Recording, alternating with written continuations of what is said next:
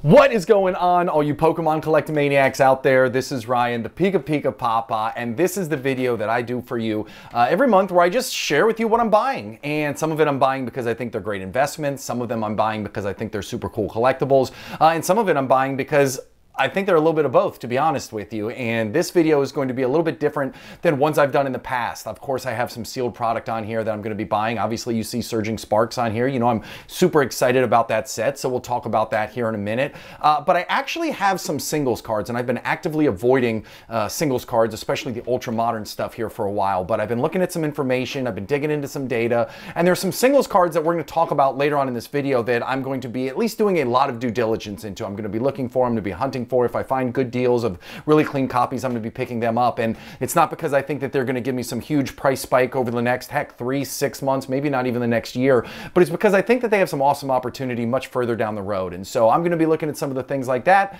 And obviously I am going to be looking at Surging Sparks. Now, I have shared with you already that I have been able to pick up one sealed booster box case of Surging Sparks, and I bought it from Forge and Fire, and I got it a while ago, so I got it for a very great price, and I'm very excited about that. I went back on Forge and Fire because I thought this is too good to be true. I'm going to buy another one, and as soon as I went back, the price had already gone up. So I decided to take a look out there and say, what is the very cheapest price I can find right now for Surging Sparks booster box case? And the cheapest one that I could find from what I consider to be a reputable source is right now.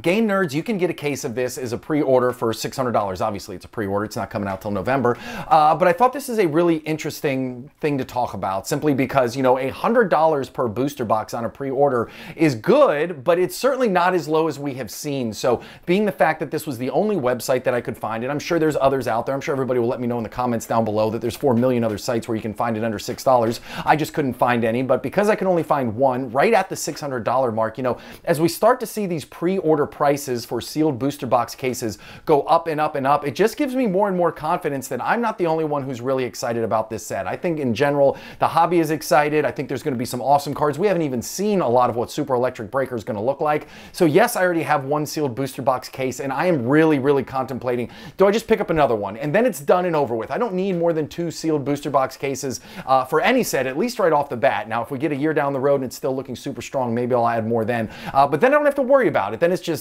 set away, it's done, it's a pre-order, I pay it off, and then come November, happy day for me, I get a couple sealed booster box cases in the mail. I don't know. So that's what I'm seriously thinking about, to be honest with you. I'm probably going to pull the trigger. It's going to take a lot of my Pokemon funds, right? I only have X number of dollars that I spend per month, but when I look at the overall hobby right now, I think this is a great space to put some of the money, because I do think this could be one of those situations where, you know, kind of like Twilight Masquerade, right? Twilight Masquerade came out, the Greninja EX was super hot, you know, obviously you got the Eevee card in there, and booster box prices started to go up relatively quickly. So if I can lock this in for $100 or less per booster box, I just think that's shooting fish in a barrel, right? That there's very low risk to that, and I think there's very high upside. So this is something I'm going to be looking at. Full disclosure, I have never purchased from Game Nerds before. I have heard of it before. I believe it's fairly reputable, but just full disclosure, I've never bought from them. They have an awesome website, so I would imagine it's pretty cool, pretty safe thing to buy from. But again, haven't done it, so proceed with caution. Now, the next thing that I'm buying my every single month, right? I buy some Paldea Evolved booster boxes because I think that this is a great product, and I think that in the long run it's going to do really well. I've got, I don't know, I think 11 or 12 right now, so I'm almost at the point where I'm going to stop purchasing them. But you remember that restock of this when all of a sudden all the YouTubers out there were talking about Paldea Evolved, and I don't know, some were saying it's going to crash in price. Well, guess what? The Magikarp is still over $100, at least at the time of shooting this video. And look at how the booster boxes have recovered in very short order. When I see something like this, it just tells me, again, it doesn't matter what I think, it doesn't matter what you think, it doesn't matter what any PokeTubers out there think, right? What matters is what the market thinks. And when you see the restock happen and the price drop and then it immediately shoot back up like this, it just tells you that the market thinks Paldea Evolved is a great set, and it thinks that this booster box has a great long-term upside to it. So I certainly want to be a participant in this. Again, it's starting to get to the point where I don't need any more, and I don't want to start paying 150 bucks for this, because who knows, there could be another restock. It is getting near the 2-year mark, but again, at the very beginning of Scarlet and Violet, we could see the reprint restocks window open much longer. So I don't know. I don't know when I'm going to stop, but I will tell you right now, I am purchasing at least 1 or 2 more this month, because again, when I see the market react like this, it just lets me know that I'm not the only one who has a strong belief in it. So With that out of the way, now we're going to start getting into the singles cards that I was referencing early on. And the whole genesis of this, why I am doing this, is because I did a video the other day to highlight the fact that I warehouse the top 20 singles cards and how their prices are from all of the sets that have booster boxes for the XY era, Sun and Moon, Sword and Shield, and Scarlet and Violet. And what has been going on in XY over the last year has been nothing short of amazing. The XY singles cards have been slowly and steadily appreciating in value month after month after month. No crazy spike because people are FOMOing, no subsequent drop because everybody realized there was nothing there, just a slow and steady gain. And that got me really excited, and it got me thinking, am I seeing this anywhere else in the hobby right now? Well, remember, every Sunday we do the movers and shakers video, right? Every month we do the cards on TCG Player that have gained the most in value over the last 30 days. And as you know, this Mew EX from Legendary Treasures has been on the movers and shakers video multiple times. And then we had this Reshiram right here from the black and white base set that was on the top 10 cards that have gained the most value over the last 30 days. And really, if you just look at the movers and shakers video every single week, you will see that there are cards from all kinds of different eras on there that many people, myself included, aren't talking about enough, aren't highlighting enough. Big name Pokemon like both of these right here with incredible art from awesome sets that are still flying under the radar. So I thought to myself, you know what, since I'm going to be locking in the final sealed product that I really want, at least at this point in the Scarlet and Violet era, should I start looking at some of these singles cards? I like singles cards. At the worst case, some of the cards we're going to talk about, I think are awesome cards that have very low risk and I think do have some significant upside. They're big name Pokemon. They're rare. Like, you're just not going to find a lot of these being reintroduced into the hobby. A lot of the sets that these come from, the booster boxes, the sealed products, people aren't ripping them because their value is so high. So again, I feel really good about that. So now that I've kind of pontificated on this long enough, let's look at the cards that I'm actually going to start digging into. And there are these prime cards, okay? These are from the Undaunted. These are from the Heart Gold, Soul Silver era. These cards are almost 15 years old at this point. Now, you have seen all kinds of evolutions that have been on fire. Umbreon, Espeon, Vaporeon, like you name it. We have been talking about these evolutions. They're wildly popular. And you got a card like this right here, where from a near mint perspective, this card's gonna set you back $44. And now this isn't the most expensive card from the Undaunted set, but it certainly has the opportunity to grow in time. And when you look at it, it's been selling with a little bit of velocity over the last year. Maybe, I don't know, a total of 20 have been sold, but certainly not with what I would call a high degree of velocity. So that tells me that the market isn't really paying attention to it. Now, as I said earlier, buying something that the market isn't paying attention to now, but you think they might pay attention to later, like that's how you realize huge growth, right? Like you don't buy stocks when they're at their all-time high. You try and buy a stock before the company gets really popular, before it pops off, right? Before it launches its next big product. And that's kind of what I think we're looking at here. And even if it's not, it's an amazing piece of Pokemon history, and I think it's absolutely awesome. So I got this card on the list. Over the last year, it's actually down about 0.5%, which again, I really like that. You're not buying it at all-time highs. You're buying it at a fair price where you could have bought it about a year ago. So again, awesome card, really fair price. So that's why this one is on the list. I'm gonna be diving hard into it for the rest of this month. The next one, sticking with the same thing, Mew. We all know that Mew is one of the most popular Pokemon out there, right? And another prime card from the Triumphant series right here.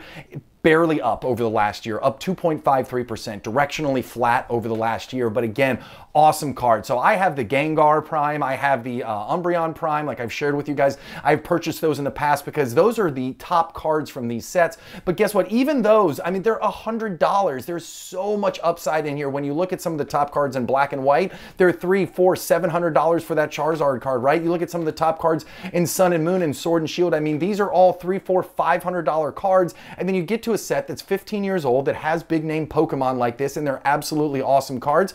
The market either A, has determined that they're never going to love it, or B, just hasn't fallen in love with it yet. And again, another card you're getting right at the $50 mark. I think the risk is super low. I think the opportunity is super high, so this one is on the list as well.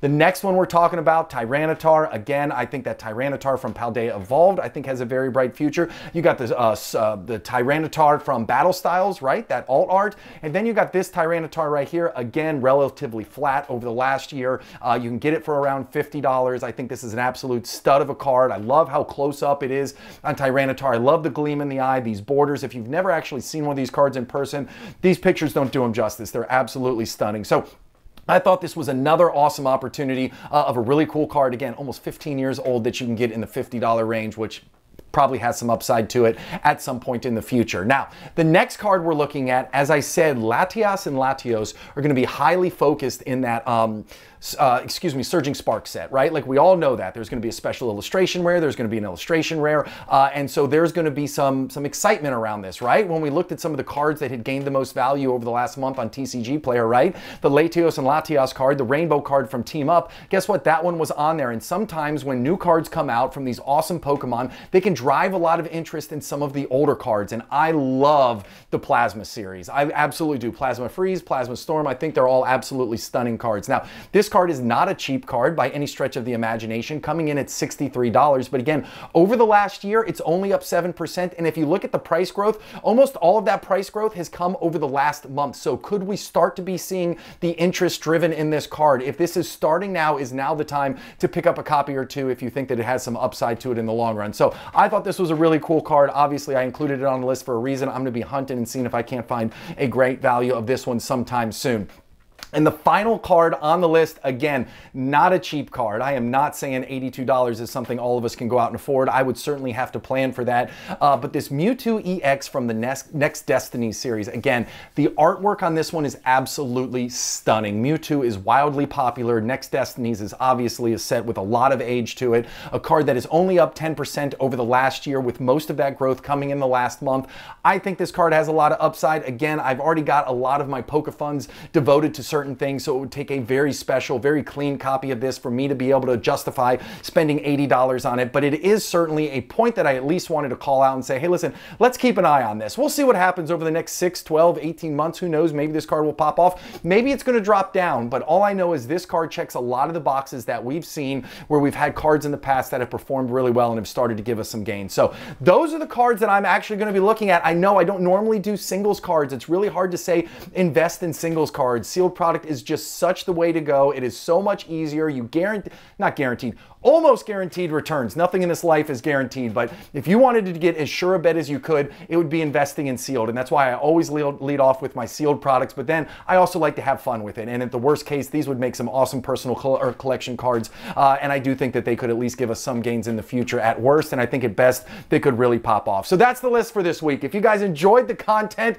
hit that subscribe button if you haven't already. If you like what you see, give us a thumbs up. Questions or comments, drop them down below. I appreciate you more than I can say. I hope you have an epic one. Talk to y'all soon. See ya.